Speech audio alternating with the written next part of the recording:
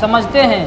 آپ صلی اللہ علیہ وسلم نے ارشاد فرمایا ایک حدیث پاک کے اندر، ما ترکت بعدی فتنةً اضر علی الرجال من النساء، کہ میں اپنے بعد مردوں پر سب سے زیادہ سخت فتنہ جو محسوس کر رہا ہوں وہ عورتوں کا فتنہ ہے۔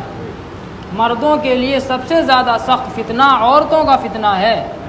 قرآن کریم کے اندر بھی اللہ تبارک و تعالی نے جہاں پر دنیاوی نعمتوں اور دنیاوی چیزوں کی محبت کا تذکرہ فرمایا کہ لوگوں کو کس چیز سے زیادہ محبت ہوتی ہے، وہاں پر سب سے پہلے اللہ تبارک و تعالی نے عورت کا تذکرہ فرمایا زُيِّنَ لِلنَّاسِ حُبُّ الشَّهَوَاتِ مِنَ النِّسَاءِ وَالْبَنِينَ وَالْقَنَاطِيرِ الْمُقَنطَرَةِ، مردوں کے لیے اللہ تبارک و تعالی نے عورتوں کی محبت کو مزین کر دیا ہے۔ مرد عورت کی محبت میں سب سے زیادہ گرفتار ہوتا ہے۔ ایک حدیث پاک میں نبی کریم صلی اللہ علیہ وسلم نے عورتوں کو شیطان کا جال قرار دیا مردوں کے لیے۔ النساء حبائل الشیطان، یہ عورتیں شیطان کا جال ہیں۔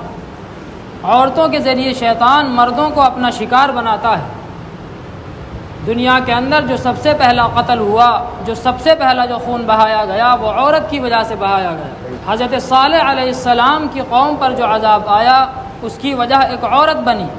ایک عورت کے کہنے کی وجہ سے ایک شخص نے حضرت صالح علیہ السلام کی اونٹنی کو ہلاک کر دیا، جس کی وجہ سے اللہ تبارک و تعالی نے پوری قوم پر عذاب مسلط کر دیا۔ حضرت علی رضی اللہ تعالی عنہ کو جو شہید کیا، وہ ایک شخص نے شہید جو کیا وہ ایک عورت کی محبت میں گرفتار ہو کر۔